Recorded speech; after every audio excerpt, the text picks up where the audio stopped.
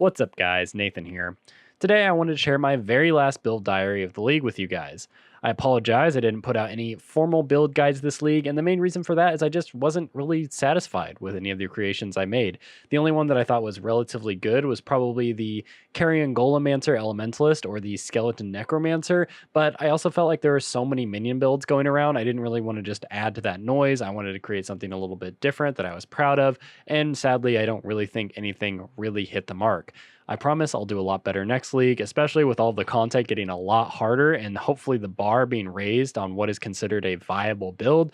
I will make sure to come up with a couple of interesting ideas that are going to be unique, but also super strong and viable and competitive in the upcoming bossing meta. Anyway, that's water under the bridge, regrets for another time. Let's move on. Let's take a look at today's build. Really, the only goal I had going into this character was to create a really fun and enjoyable Ignite Prolift character. I really like how dots feel in this game because there's no ticks or like increments in which the damage is dealt in a visual way. It really just feels like you afflict a dot onto an enemy and their health just melts away, which is like why I really enjoy Soul Rend and Essence Drain and those types of builds, but I've never actually made an Ignite Prolift character, and I figured it was high time I did so.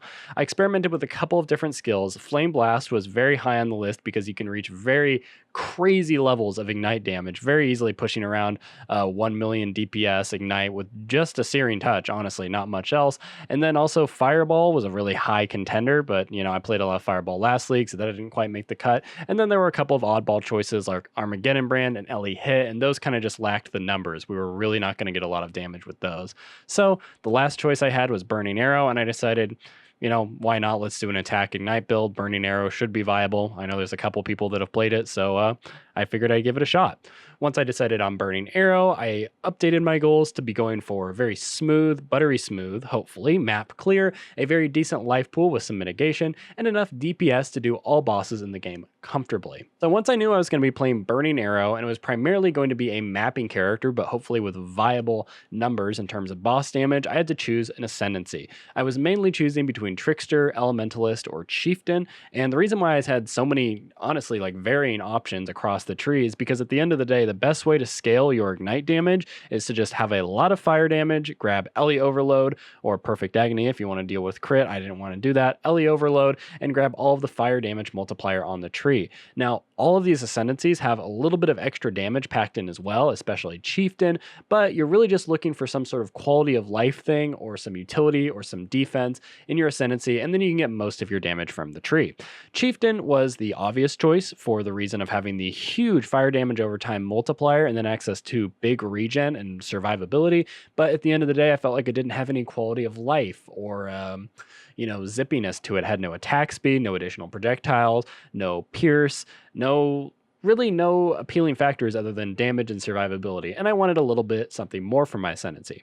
My second option was Elementalist, which had a little bit lower damage, but definitely more versatile quality of life in terms of having a little bit more attack speed, having access to comparable regen, some physical damage mitigation. It was a good choice, but I felt like it still didn't give me enough of any of the things I wanted. It was just a jack of all trades and just being kind of a little bad at everything.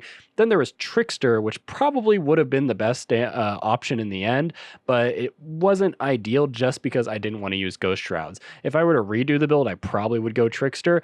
Patient Reaper is fantastic for sustain, has a big multiplier on it. Prolonged Pain, another big multiplier on it. And then you can go Ghost Shrouds for getting a little bit of zippiness and having a little bit of mitigation from taking big hits every now and then.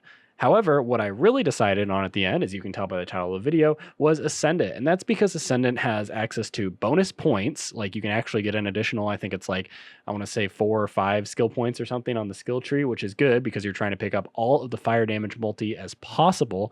And then also you get access to the Chieftain Ascendancy, which I think is better than the real Chieftain Ascendancy because you really get everything you need. Just some generic regen, some generic fire damage, and covered in ash, which is really the main draws of the Chieftain Ascendancy on its own.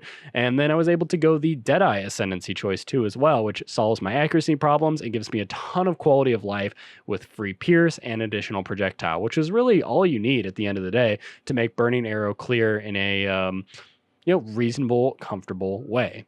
I also ended up making some pretty limiting and strict decisions in terms of my gearing. I'm just going to go into that really quick. There's a lot of items that aren't necessarily required, but for me, I felt like they brought a lot to the build. For example, I used Calm's Heart, which is a lot of fire damage and a lot of life, and obviously you don't need that additional 6 link on your chest.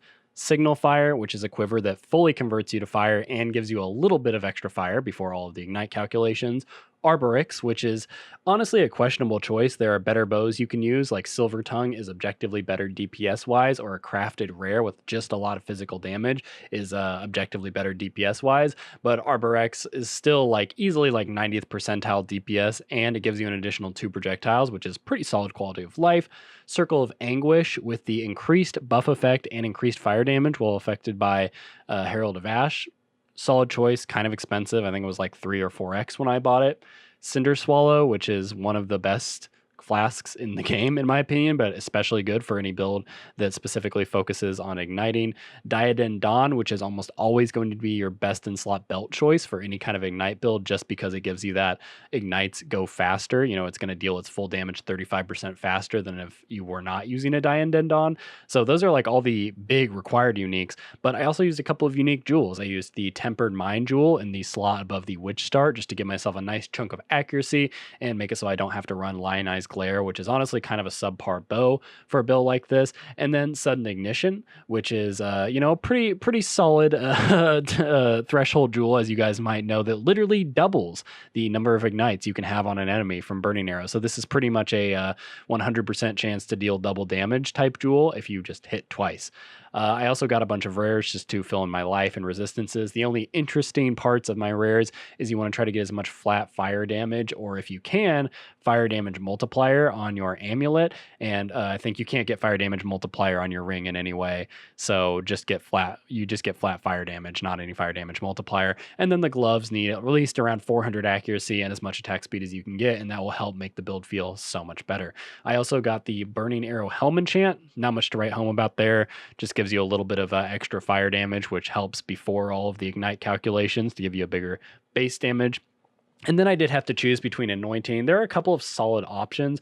Arsonist is going to be your best in slot for DPS, and that's what I used. But you can also use Charisma, and the reason why I think Charisma is solid is because it does buff up your auras a little bit. You're running 2 auras that make up a significant portion of your damage, so it buffs them up. And then more importantly, we reserve so much mana. I'm pretty sure we're working with like 4% or 6% of our mana unreserved after an Enlighten 4 and investing in Sovereignty. So Charisma really opens that up, pushes you up to around 10% of your mana, and that really gives you a lot more freedom, so you can attack more than like literally twice without having to like run in circles and wait for your mana to regen. I'm not going to go into the gem links here. You can go check out my path of building if you want to see what I would have picked out, but really I just sort of ran, dash and blink arrow to get around, portal to get back home without having to spend portal scrolls. I had a 4-link aura set up with Herald of Ash, Anger, always Malevolence. I always want to say Malediction, Malevolence, and then a regular 6-link Burning Arrow setup. There's not a lot to write home about those, but you can check out the path of building if you want to learn a little bit more about the ideal gear choices for a build like this. I'm going to be honest, this build is kind of shit through and through, and that is literally the note that I made for myself here, and let me just talk about why. The early leveling experience is atrocious, and this is because there's no flat fire damage on the skill. The reason why they didn't give it that flat fire damage, I'm guessing, is because they don't want to mess up people who really want to use the skill with elemental equilibrium, which I understand. It's a really good way to scale the skill. It's solid. I didn't want to go that route. But yeah, it is what it is. So it's very shitty. You really can't level with it. I would just use Rain of Arrows until around the mid-20s, early 30s, when you can start grabbing twink gear with lots of flat fire damage. That's when it really starts to turn up. And then around level 55, you sort of hit a new power spike where you get the Deadeye Ascendant node, and that gives you an additional projectile and access to additional pierce. And really, that's all you need for the quality of life when it comes to clearing with Burning Arrow, because you no longer have to worry about hitting multiple enemies. You're always just going to be able to pierce right through a pack. You're going to have that additional projectile to get a little bit more coverage, and then your clear really starts to peak around Blood Aqueducts. And yeah, that should tell you just how shitty this build becomes after that. But Blood Aqueducts is great. Once you get a couple levels up on the area, you're just running up and down off-screen enemies. Things just die in like a half a second. Feels great. The build really starts to become questionable though, around the juiced red maps kind of thing. I was able to run yellow and early red maps pretty comfortably, but when it came to running tier 16 maps, with big old juicy mods on them, Harbinger mod on the map device, whatever sextants I had on me, that's when it gets a little bit questionable because enemies can really fuck you up if you don't kill them quickly. And just the fact that you have to attack twice just to get your full DPS going, like quite literally, Burning Arrow seems to be balanced around this threshold jewel that forces you to ignite twice before your damage really starts to get rolling. This can get you killed, and it's very frustrating. The mapping experience is still pretty chill and smooth early on, like especially during white and yellow maps. You're not going to run into any problems if you've invested properly. But as you start to get to the absolute end game, for me, I just didn't think it was enough, and it was never super fun to be playing tier 16 maps and having to like try to run half a screen away to kill your enemies and just kiting for, seconds at a time when I could have been playing, literally any other bow build and they would have just died before I even had to get close. So last but not least, I want to talk about bossing. As I try to do with most of my builds, I did go and I killed Guardians, I killed Shaper, I killed Elder Guardians, and I killed Uber Elder. And quite frankly, the single target on this build is just terrible. The theoretical DPS for this plan build is just shy of around 950,000, whereas the version I played, which didn't fully invest, was around 600,000. And the reasons why I didn't hit that number is basically because I didn't get all of the jewel slots that I needed, I did not get my uniques properly rolled, and I didn't have enough flat fire damage on my jewelry. This is my fault. I fully accept it. Whatever, but we're still talking about a difference of like investing around 10x and 20 hours of gameplay versus investing like maybe just an extra 10 hours of gameplay just to level up a little bit more, and then maybe another 5x worth of rolling stuff invest into the build. So yes, I could have made the build significantly better, but it's just not a great build to begin with, so I didn't feel like investing any more time than I actually invested. The real problem though, and the truth of the matter is you can actually do end game content with around 600k DPS. It's not that hard in the current state of the game, but you actually aren't going to be hitting that number realistically all the time, because here are all the things you actually need to do to hit that upper limit of DPS. You need to, one, hit twice so your ignites start casting. You need to cast Wave of Conviction, and Wave of Conviction applies exposure as well as curse on hit flammability. You need to proc Elemental Overload with a crit rate of an effective crit rate of around 8%, and you need to proc Cover in Ash, which is around a 20% on hit, and you need to have Cinder Swallow up. All of this needs to be up for you to hit these subpar damage levels. Now, there's a lot of builds that are kind of planned around like this. Like you kind of have to check all these boxes before you really start feeling your damage come through. But a lot of those builds also have front-loaded damage, and the number is a lot higher. So if we look at some melee build, like some Blade Flurry build, like yeah, you have to check all these same boxes, but when it's happening, you're going to instantly deal like 5 million damage in the super tiny window. If you hit all of these boxes and you manage to actually do this damage and, fulfill all of these conditions, you're only going to be doing like 901 million DPS tops. And so that's only going to last like a couple seconds. Your ignites are going to expire. Your Wave of Conviction is going to run out. Your LE Overload is going to run out. You're just never going to be sitting at that high upper end of DPS for very long. And that's why for me, the DPS just felt terrible. There were some cases, far and few in between, where all of these sort of factors came together and shit just died. And it felt great. Like there's this clip here of this Elder Guardian, and literally, I just clicked him a couple times. I used my Wave of Conviction. I ran a half lap around the arena, and then I came back and he was dead. That actually felt pretty good.